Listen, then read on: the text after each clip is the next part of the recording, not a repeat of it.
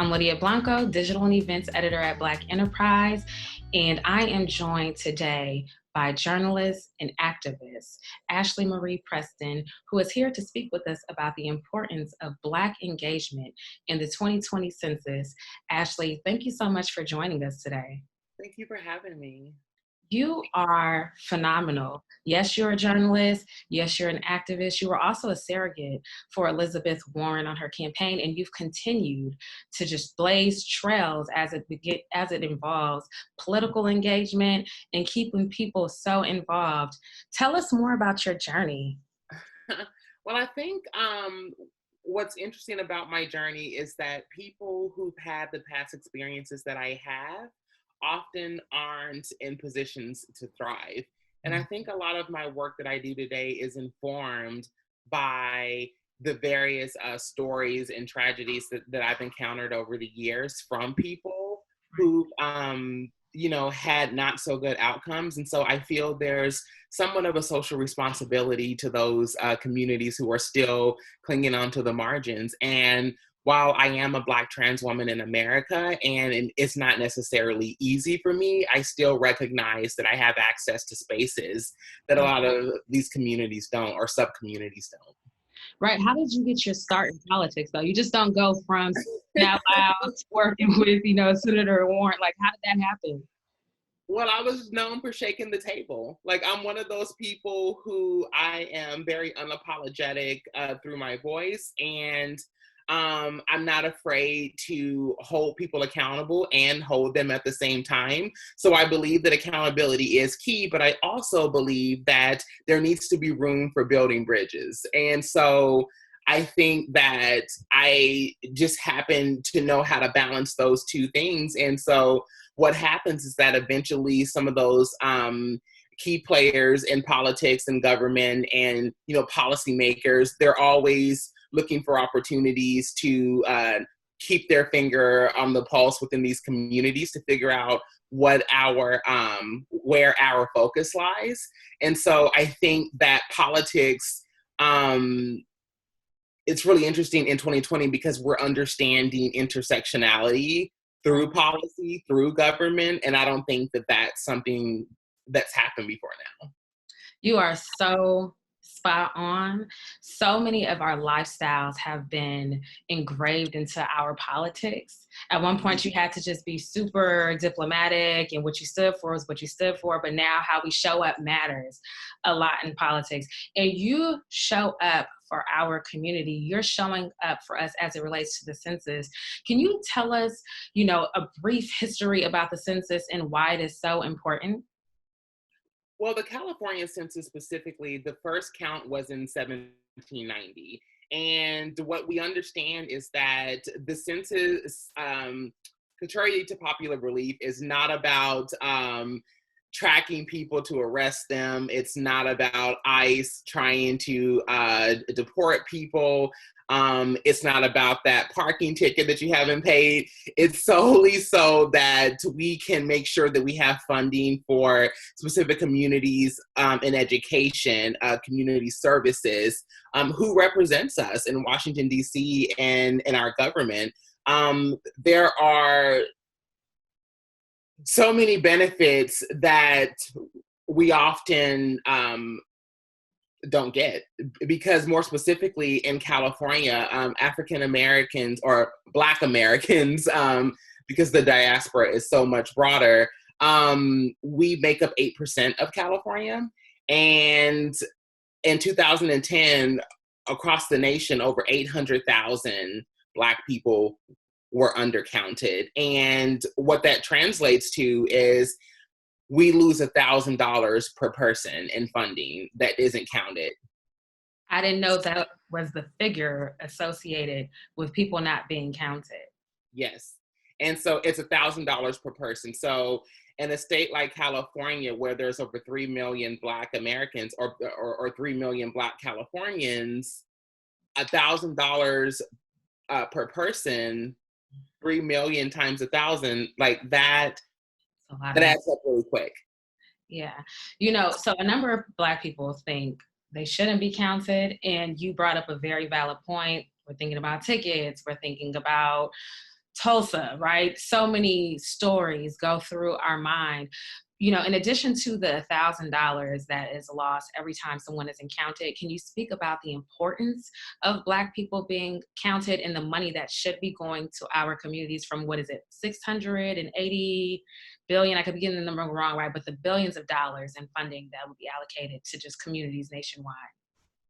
Yes, I think, as I said a moment ago, it's important because that money is going to fund our schools. It's going to fund our community services, our housing, our who represents us. So we talk about diversity and leadership, and we're seeing historically that there is a record-breaking number of women and Black people who are running for office and who are winning these seats. And in order to keep those possibilities on the table, we have to make sure that we have the resources to achieve those goals. And I think more than anything, one of the challenges that we have is that there's a huge distrust for government in the United States, because historically, government hasn't always been the kindest. Even in healthcare, you know, we think of the Tuskegee experiments and the different things that people have done, that America has done to Black Americans. And so I think that I'm just going to keep it Southern. I'm from Kentucky. And so I grew up hearing a closed mouth doesn't get fed. And so we can't demand more if we're not willing to show up and claim what's ours. And I think more than anything, under the current, COVID-19 era, we see that 70% of those who died of COVID-19 related causes were Black people. And so what would that have looked like if we weren't undercounted by 800,000 nationally? And what would that look like if these hospitals and community centers were better equipped with funding to respond to the crisis that disproportionately impacted us? And what would that look like if we had more Black Americans in some of these seats in our government who can actually readily respond? There's way too many benefits to list, but I think more than anything, it's just about understanding that again, a closed mouth doesn't get fed, and there is a consequence to it. And I think that even when we think about systemic racism and the way that it permeates Black livelihood, a lot of that is trickle down. It's top down. It's voter suppression. It is, instilling fear in Black Americans to think that your voice doesn't matter, that your opinions don't matter, that your vote doesn't matter. All of those things are key in our ability to thrive. So well said. My goodness. And, I want to stay on the voters part right now, because there are so many thoughts going through our minds as a community and just as a nation about what is going to happen in the 2020 elections. We're seeing so many things happen on the left and the right, in between, and every direction we look. What do you want to say to our community? What charge do you have to them to stay politically engaged during this COVID-19 pandemic, while people are sheltered in, and those who want to be on the ground but really don't know how to organize in their community? I think it's an opportunity for Black voters to really unite in our ideals of liberation, because often we understand that we aren't a monolith, right? And it's one of those things where you look and see that there's Black Trump supporters, you see that there's Black people who, support this, who have these ideas and those ideas. And I feel that when it comes to Black engagement in politics, oftentimes we've been subscribing to these respectability politics that are authored by these entities that have never respected us. So it's not just about model Blackness and what it means to show up, but it's about understanding that that Black people who face socioeconomic disparity, or who are caught up in the throes of the prison industrial complex, Black trans women, all of these different sub-communities within the Black community. We need to understand that we can't afford to be single issue voters, but we have to be every single issue voters. So we see it in entertainment, where we saw taglines like, "I'm rooting for everybody Black." Right. We need to drive voter engagement with everyone who is Black. And we need to also make sure that we're taking the census. It's really easy. I took it, and I'm not the quickest person. Sometimes I lag, and it took me less than 5 minutes. I answered the questions. They're very simple. They ask you, obviously, age and race and where you live, how many people are in the household. It's just to get an idea of who's here, so that when we start allocating those billions of dollars toward, which, by the way, it's not a gift. Like, we love gifts, but we're taxpayers. We pay, and many of us who've had to work 2 and 3 jobs, especially in these major cities, in order to keep up with the cost of living, you've earned that. So no one is handing you anything. And so I think that we have to break through this wall of apathy that, again, was intentionally built for us to not access everything that we're entitled to, and for us to not step into our political power. My goodness. People can take the census by going online. Yes. By phone and by mail. And I think now it's more accessible than ever. A lot of people thought if they didn't get the census in the mail, then they weren't being asked to participate. So I'm glad that you're saying, look, it only takes a few minutes and you can do it in 3 ways. And now they don't have to deliver anything. And with COVID-19, no one is knocking on the door right now, but it is important to do your part to be counted. Right. And we don't want to waste funds at this time. Like, I know in California alone, the California census spent $187.2 million to reach California's 11 million people. And so that's a pretty penny. Like, we want to make sure that, again, as in our pursuit to claim more of the funds that we're entitled to state by state, we want to make sure that we're not wasting the funds that we already have. And so we want to be more fiscally responsible in that sense, but also we want to be more socially responsible. And I think that we can't afford to be a community that's whose ideology is, I got mine, good luck getting yours. We need to understand that we are all directly impacted by the participation or lack thereof within the political process and the census count. There's so much at stake with people being counted. In your journey and as you do your work, are you noticing that there is a direct impact from COVID-19 and the sheltering in place mandates that is, taking effect on people being counted?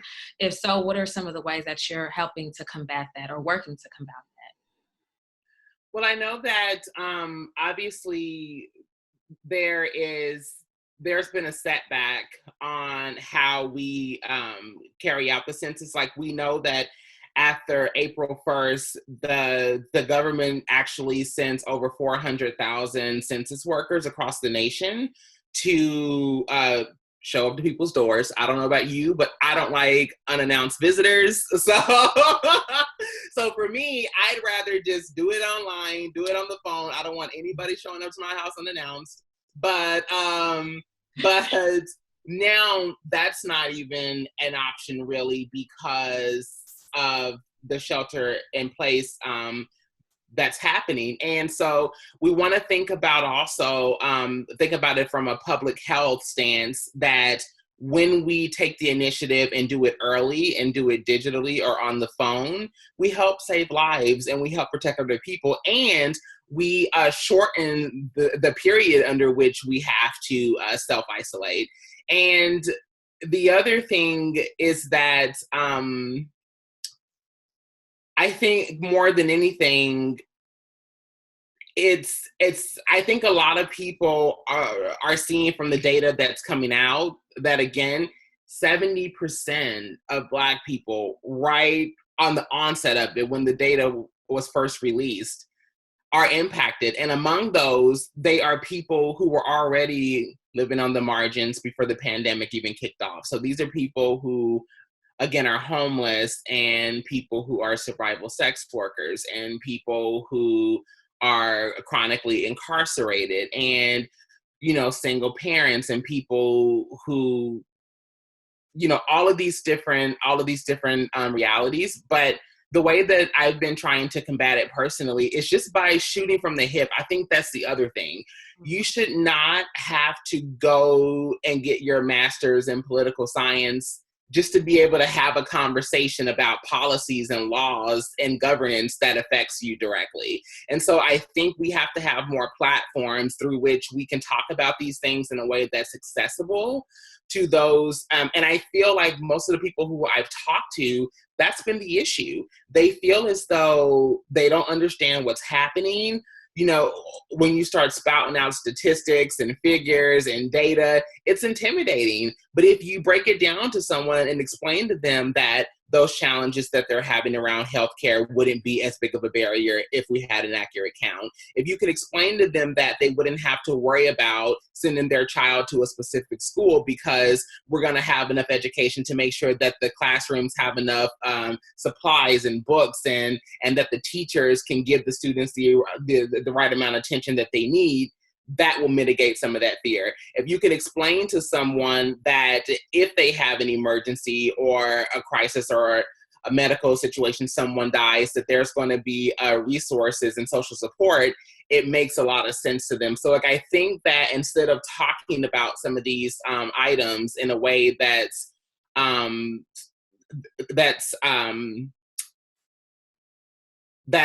guess highbrow, we just have to focus on making it accessible.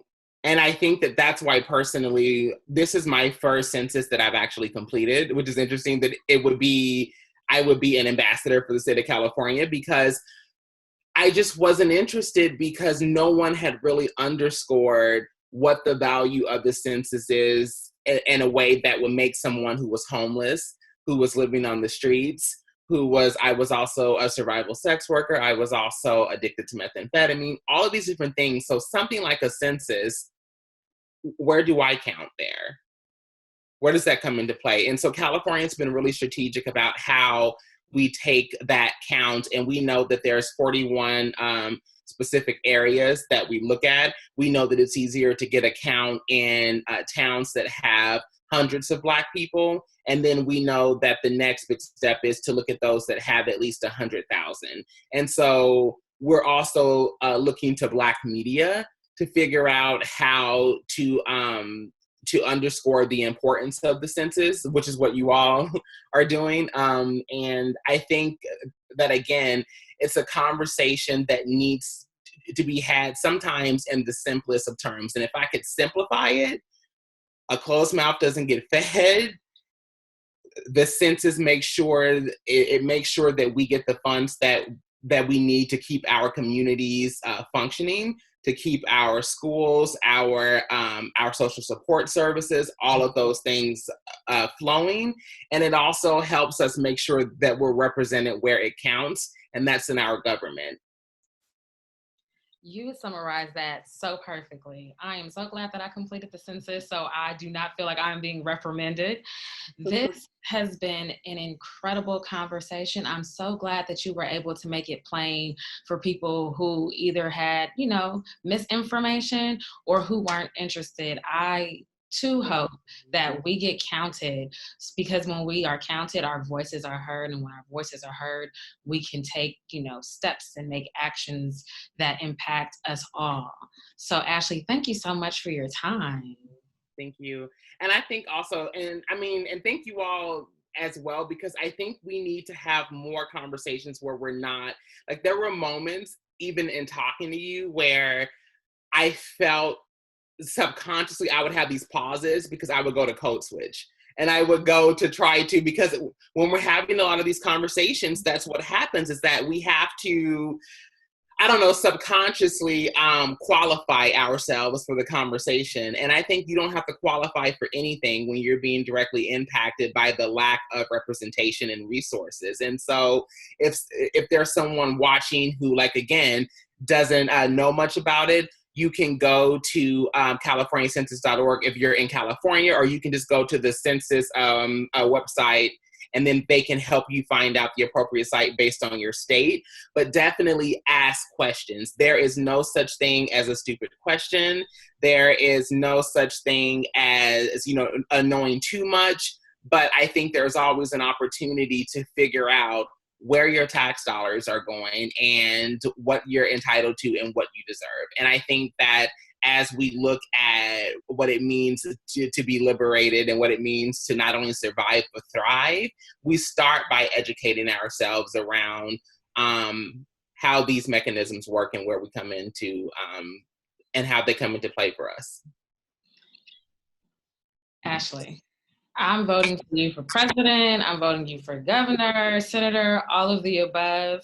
You are so informed, and it is so refreshing to have your voice, to see you, to hear you, and to know that you are pushing past barriers and organizing your people in a way that is going to have a lasting impact.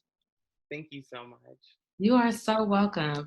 To learn more about the impact of the Census 2020 and COVID-19 and the impact that it's having on the Black community, be sure to tune in or stay tuned to what we're doing at Black Enterprise. Thank you so much.